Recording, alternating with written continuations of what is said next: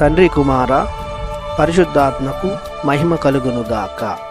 ఈనాటి జీవవాక్యం. బలాఢ్యులైన ప్రత్యర్థుల నుండి, మనలను ద్వేషించు విరోధుల నుండి ప్రభువు మనలను కాపాడును. కీర్తన 18 వచనము 17. ప్రియ దేవుని బిడ్డలారా, సహోదరి సహోదరులారా, ప్రభువైన దేవుడు మేము తన కృపతో ప్రేమతో నింపునుగాక. మానవ జీవితానికి శత్రువులందరూ ఉన్నారు.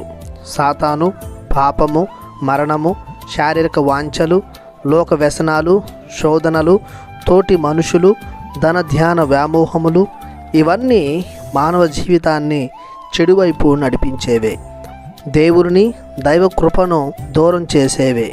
ఇవి చాలా ప్రభావితమైనవి. వీని నుండి బయటపడడం అంత సులువు కాదు. ఇంకా మానవ ప్రయత్నాలు ఏమాత్రం సరిపోవు. ఇవి కాక తోటి మానవులే ఒకరి ఎదుగుదలను చూసి, బలాన్ని, ఆరోగ్యం, ఐశ్వర్యం చూసి, వారు తలపెట్టే క్రియలను చూసి, వారు పొందుకున్న విజయాలను చూసి ఈర్ష్య, ద్వేషాలను పెంచుకుంటారు, వారి పట్ల ప్రదర్శిస్తారు. అయినప్పటికీ వారికి ఎలాంటి హాని, కీడు సంభవించదు. ఎందుకంటే కొండంత దేవుడు కొండగా ఉన్నాడు. జీవితుడైన ప్రభువు భరోసాగా నిలుస్తున్నాడు.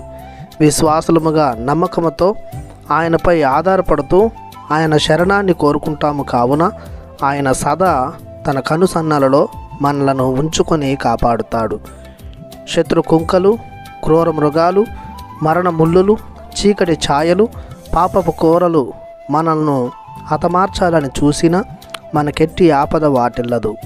కావున మన దైనందిన జీవితంలో శత్రువుల నుండి, మన విరోధుల నుండి కాపాడి భద్రతా స్థలంలో నుంచు ప్రభుని నమ్ముతూ ఆరాధనలు చెల్లించుదాం, ప్రార్థించుదాము. మా రక్షణ దుర్గమైన ప్రభువా, మీ కాపుదలకు గాను మీకు వేలాది వందనాలు, స్తుతి స్తోత్రాలు చెల్లిస్తున్నాము. మీ నుండి దూరమైన మానవాళిని హతమార్చుటకు సృష్టిలో ఎన్నో విరోధులు, ప్రత్యర్థులు ఉద్భవించినను అవి మానవాళిని తాకుకుండా, ఆపదను కలిగించకుండా మీ ప్రియ కుమారుని రక్షణ హస్తాల క్రింద మమ్ము భద్రపరిచారు. ఈ భద్రతను మాకు కలకాలం దయచేయమని యేసయ్య శక్తిగల నామములో ప్రార్థిస్తున్నాము తండ్రి. ఆమెన్. దేవుడు మిమ్ము దీవించునుగాక. ఆమెన్.